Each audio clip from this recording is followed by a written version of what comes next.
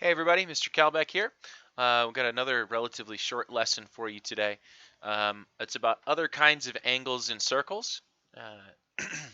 So we're going to be looking at angles that are not central angles. Remember a central angle from last time? Central angle is in a circle. It's an angle made with the center. So something like this. That's a central angle. And we also talked about the measure of arcs, where we can measure them with distance or with angles. Really, we're just going to be talking about angles. The measure of an arc is the same as the central angle. So if this is 100 degrees, then the measure of the arc would also be 100 degrees. Okay, but we're going to talk about other kinds of angles other than central angles today. So we're going to move beyond that. We're going to be looking at is what happens if you have an angle over here. What about that angle right there? So that's what we're going to be talking about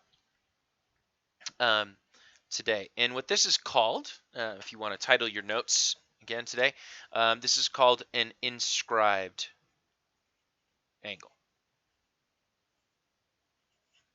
Okay, we're going to talk about an inscribed angle.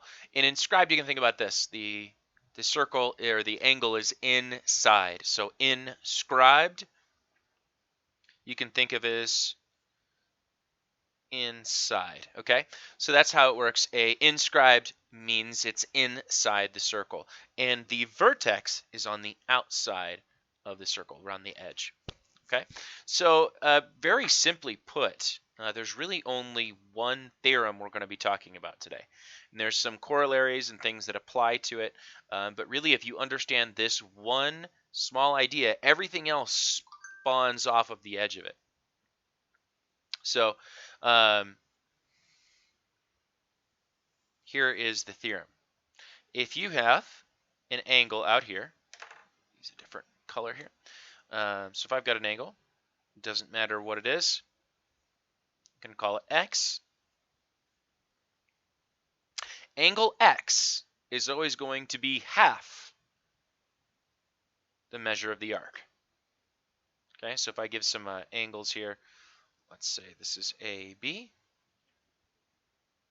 What I would say is that angle x is equal to 1/2 of arc AB.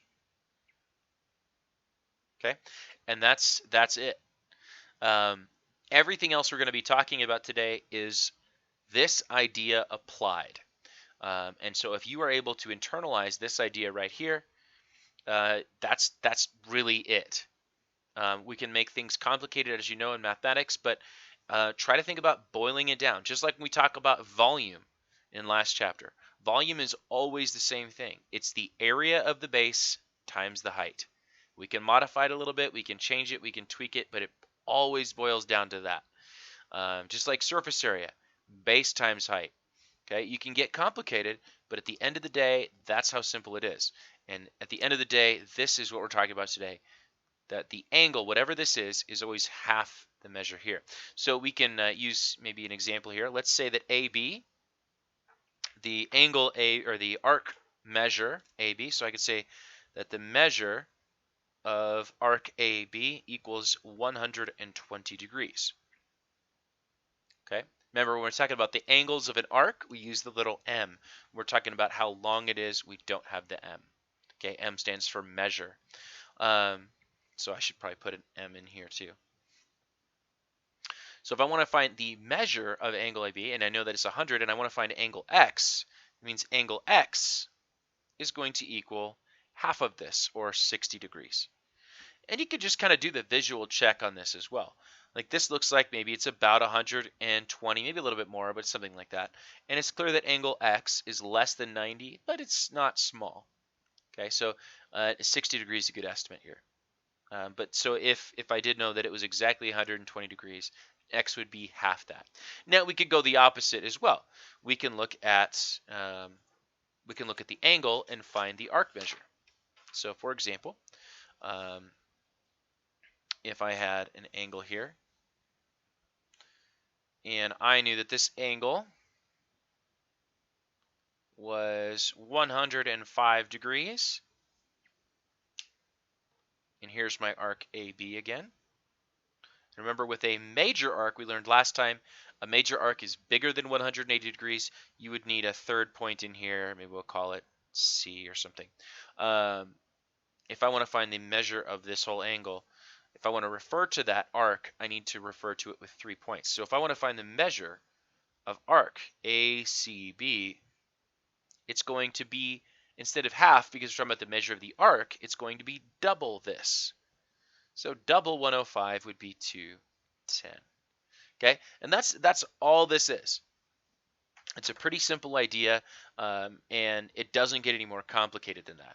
So try not to get it too complicated. Now, there are some additional features, some implications that this has. For example, what does it tell you about an angle, or what does it tell you about this circle, and if my angle is 90 degrees? Okay, I want you to think about this right now. Press pause and see what you can come up with. What is the conclusion that you can determine if you know this is 90 degrees? What can you determine about this? Okay, so I want you to think about that right now. Just press pause and see if you can figure it out for a second. And again, we'll call this, maybe this is angle alpha,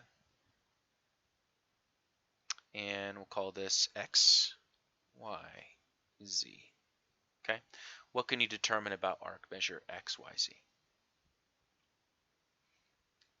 All right, if we know angle alpha equals 90 degrees, we know that the arc measure has to be twice that, which means it has to be the measure of XYZ has to be 180 degrees.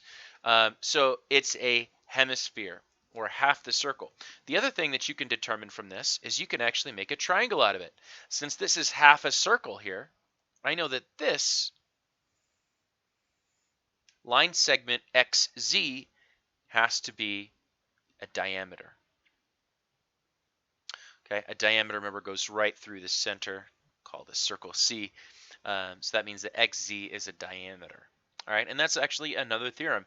If you go ahead and look at your textbook on page 556, so on page 556 in Big Ideas, by the way, if you're watching this and you're not in my class, this is a Big Ideas thing, but that's the theorem. Okay, but if you want to look at it, it's theorem 10.12 in Big Ideas. That number has no holiness. In other textbooks, it'll be different. Okay, but you could take a look at it. So it means that if you have a right angle, that it makes a hemisphere. It's 180 degrees. The other thing it can tell you is you can go backwards. Again, remember, always in math, we're looking about going both directions. Can we find angles, and then can we find missing sides, and can we plug stuff in? So if I know, for example, that I've got a triangle in here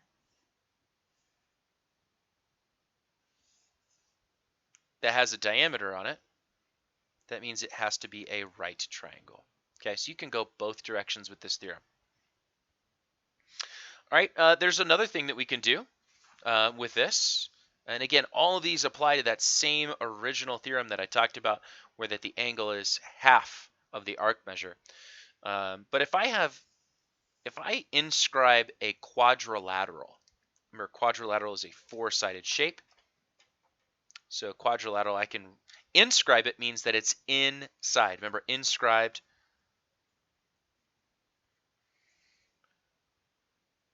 That means inside. So I can draw any quadrilateral. It does not have to be a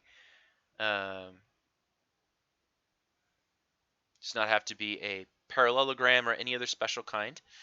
All that is important is that all four vertices, the corners of your quadrilateral, have to be on the outside of the circle. So there's some really important things that I can determine about, let's look at two angles here. Let's look at this one, call this angle A, and this one angle B. I want you to tell me what you can determine about angle A and angle B in this inscribed quadrilateral. All right, I want you to pause and just see if you can think about it. Break it down a little bit and think about that that theorem, right? It's half of the arc length. So think about it for a second. Go ahead and press pause.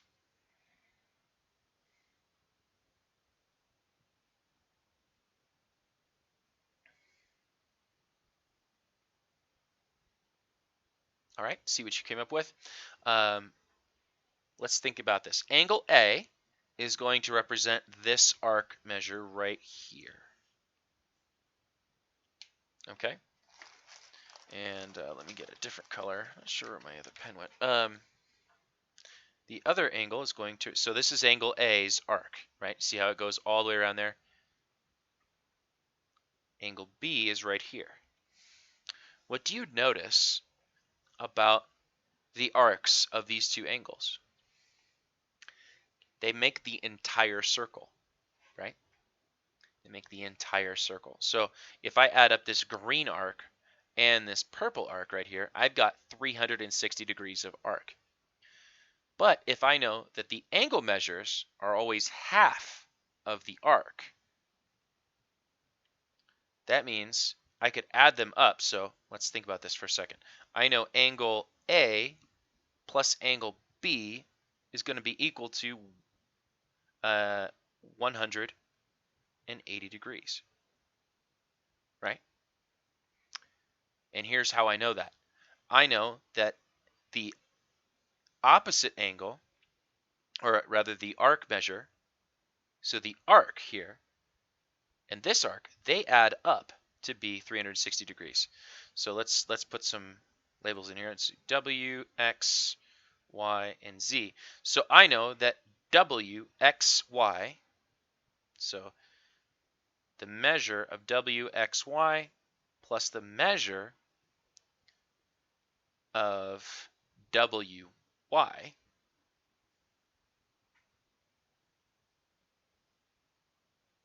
that's the whole circle, right? So that's 360 degrees.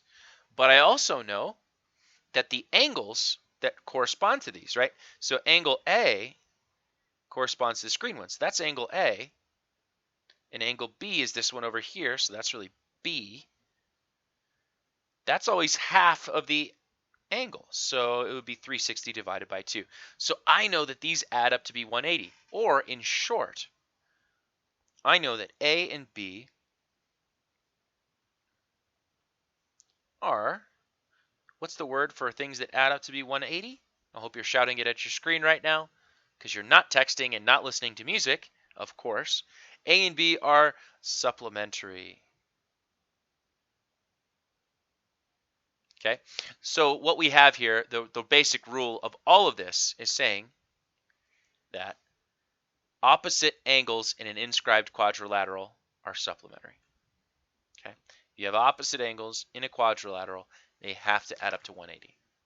Okay, otherwise they're not inscribed. That's the rule. Okay, so and you can see that again on page 556. And again, all of these are based on that same idea, the same principle.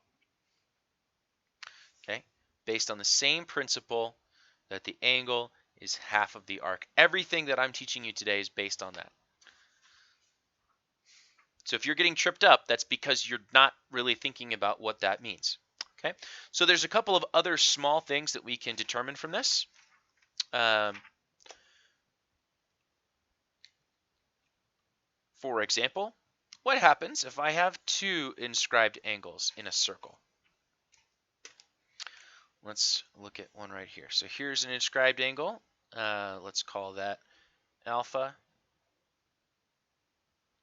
And I'm going to give you another inscribed angle.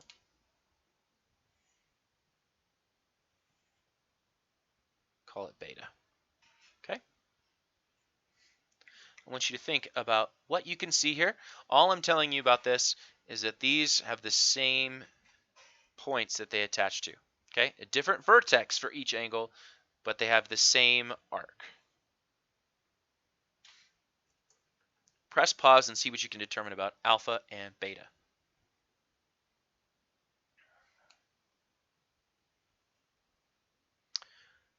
I'm hoping what you can determine is that these are equal, right? Because they have the same arc measure. Remember, Opposite angles have half of this, so there's a relationship here. So if they both have the same exact arc, that means that when you take whatever that is, maybe this is, let's call it, I don't know, this looks like maybe about 110 degrees. That means that I cut 110 degrees to get alpha, but I'm also going to cut 110 degrees in half to get beta. So both of those have to be half of 110. Both of them have to be 55 degrees. Okay, and that's another theorem on here somewhere. I can't remember where it is. Theorem, it's on page 555 if you really want to see it. But again, all of these in some ways are pointless to have as separate theorems because they're all based on the same idea of half. Okay, so I want you to see what you can do to determine to practice with this. Again, everything's based on this. Anything that you're not seeing is either you not understanding that circles have 360 degrees or not understanding that this is half of the arc measure. All right, so I want you to try right here on Big Ideas, page 557. There's questions 4, 5, and 6. I want you to try these ones right here as a practice before we get to the homework tonight. Okay, and that'll be the last thing that we do on this video. I'll talk you how to do these 3 problems. So go ahead and press pause if you didn't already.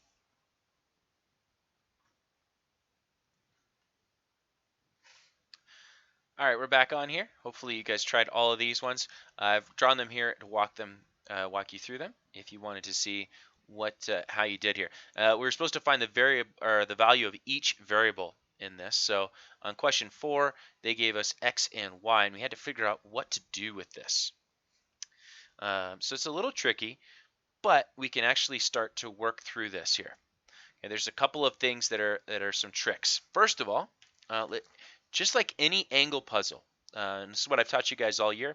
If you have an angle puzzle, I want you to find everything that you can, even if it doesn't necessarily seem relevant right away. So when I look at this problem first, I see 40 and realize that the opposite angle has to be double it because of the theorem that I talked about. Okay, the inscribed angle theorem. This is got to be 80. Okay, so arc LK has to be 80. All right, so I don't need to necessarily know that for the problem, but I'm going to write it down anyway because it might help me later. Okay, the next thing that I noticed when I did this problem is that this angle or this side KM goes right through the center of the circle.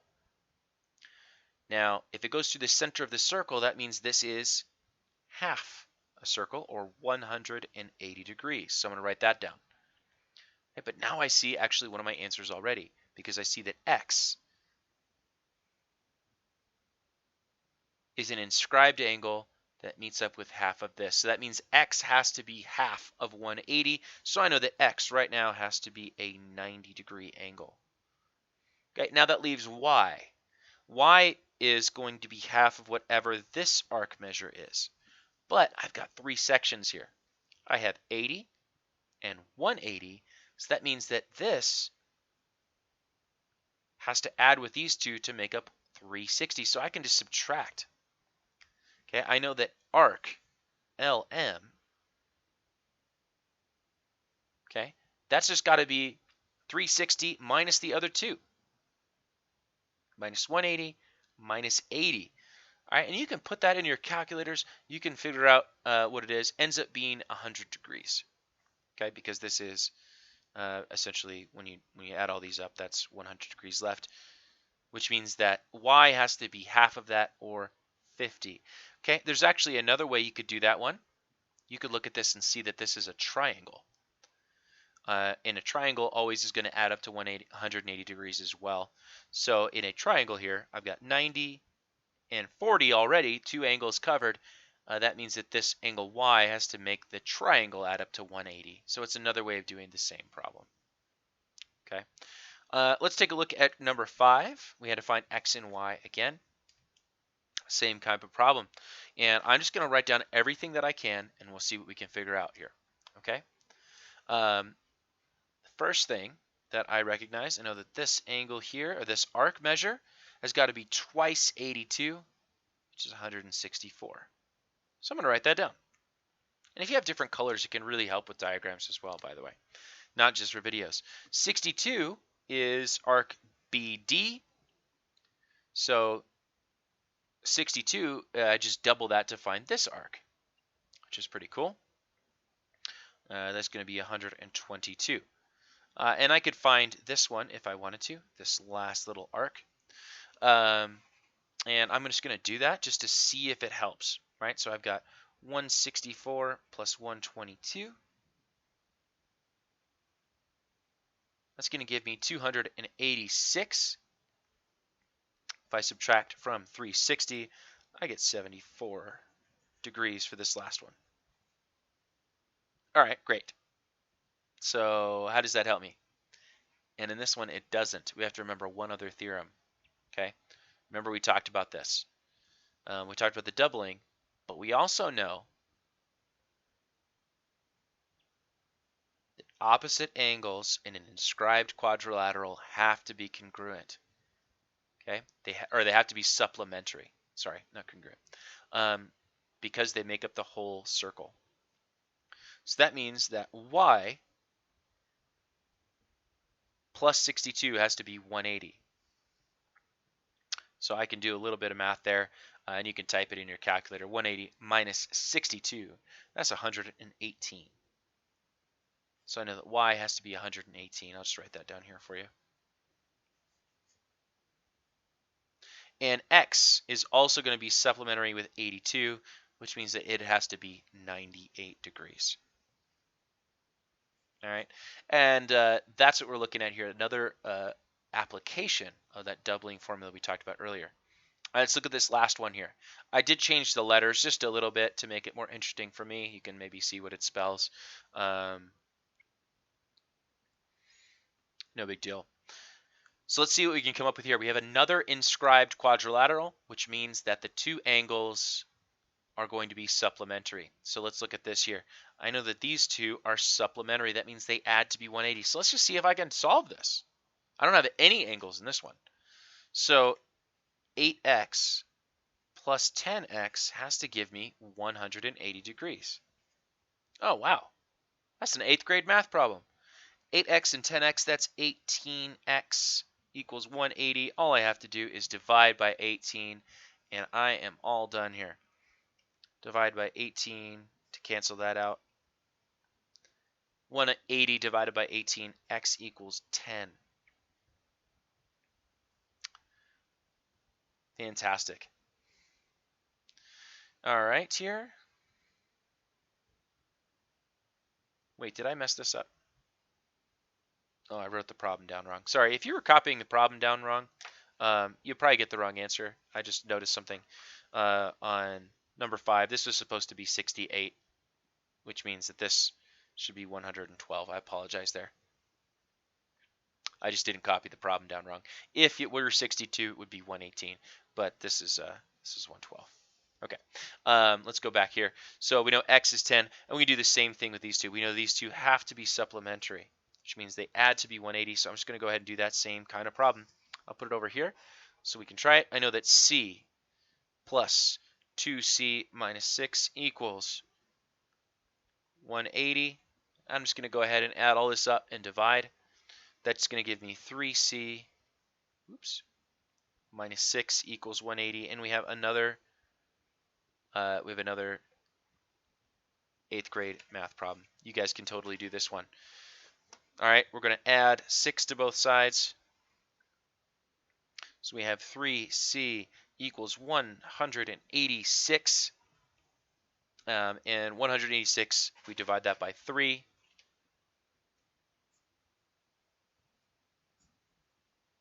(186) divided by 3 is 62. So I get c equals 62. All right, and that's it for today. Again, that's all the kind of problems you're going to see. Good luck with your homework tonight. Hopefully it won't give you too much trouble, but if you do, please let me know. I'm happy to do extra videos to help you with homework and stuff like that. Have a super day, and I'll talk to you guys soon.